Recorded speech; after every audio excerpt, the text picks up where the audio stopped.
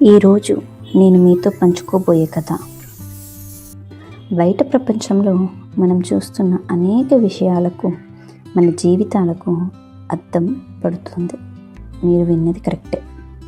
అద్దం అంటే మిర్రర్, మనం రోజు చూసుకునే అద్దం. ఈ కథ పేరు ఖాళీ కుండల సంత. జాగ్రత్తగా వినండి, ఓకేనా?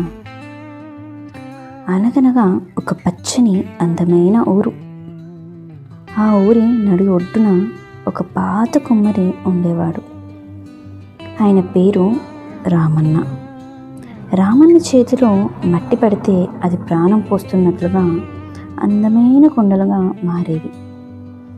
ఆ కుండలు చూడడానికి సాధారణంగా ఉన్న లోపల చాలా గట్టిగా, నీరు చాలా చల్లగా ఉండేవి. వాటిలో నీరు పోస్తే ఎంత వేసవైనా సరే చల్లగా నిలిచేవి. ప్రజలు రామన్న కుండలను నమ్ముతారు. ఆ ఊరి ప్రజలకు రామన్న కుండల విలువ బాగా తెలుసు. పండుగలైనా నిత్యావసరాలకైనా రామన్న కుండలే వారి మొదటి ఎంపిక. ఆ కుండల సామాన్య రూపం వెనుక ఉన్న అసలైన నాణ్యతను వారు గౌరవించేవారు. జీవితం సహజంగా సాగిపోతుంది.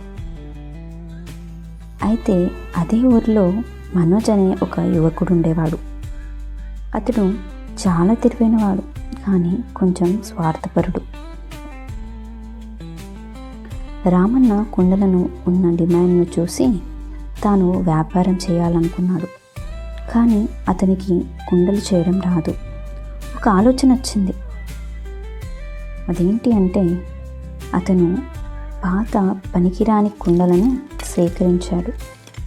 వాటికి రంగురంగుల మెరిసే పెయింట్లు వేశాడు. పైన మెరుస్తూ కనిపించే గాజు ముక్కలు, అద్దాలు అంటించాడు. కుండల లోపల ఏముంది, అవి ఎలా ఉన్నాయన్నది అతడు పట్టించుకోలేదు. కేవలం బయటి మెరుపులకి ప్రాధాన్యత ఇచ్చేవాడు.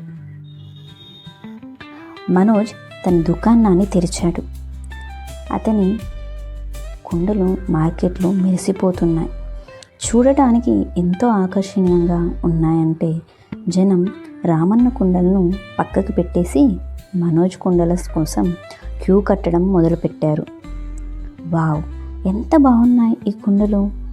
మా ఇంట్లో ఇవి ఉంటే ఎంతో అద్భుతంగా ఉంటుందో అని ఒకరితో ఒకరు చెప్పుకుంటున్నారు.